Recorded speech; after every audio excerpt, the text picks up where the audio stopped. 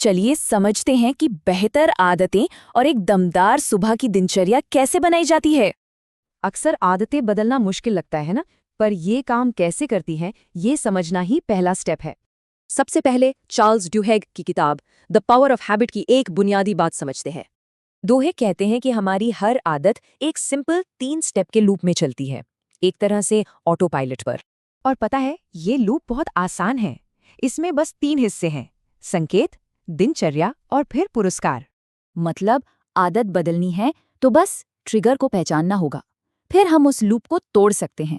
चलिए अब James clear के एटॉमिक हैबिट से एक और भी बेहतर फ्रेमवर्क को समझते हैं। क्लेयर का मानना है कि हमें गोल से ज्यादा अपने सिस्टम्स पर फोकस करना चाहिए। तो ये सिस्टम 4 हिस्सों में बटा है: संकेत, फिर लालसा, उसके बाद प्रतिक्रिया और आखिर में पुरस्कार। ये बात बहुत गहरी है। मतलब असली बदलाव तब आता है जब हमारी पहचान ही बदल जाए। अच्छा, अब इसमें एक बायोलॉजिकल एंगल भी जोड़ते हैं। आखिर आदतों में कब का क्या रोल है? हमारे शरीर के अंदर एक 24 घंटे की घड़ी होती है। यही हमारी एनर्जी और अलर्टनेस को कंट्रोल करती है।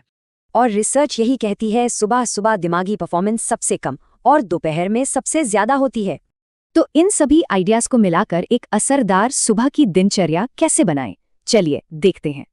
सबसे पहले एकदम साफ संकेतों का इस्तेमाल करें, जैसे उठते ही सूरज की रोशनी लेना। ये एक बेहतरीन संकेत है। दूसरा है हैबिट स्टैकिंग, मतलब अपनी नई आदत को किसी पुरानी आदत के साथ बस जोड़ दें। तीसरा, शुरुआत हमेशा छोटी करें।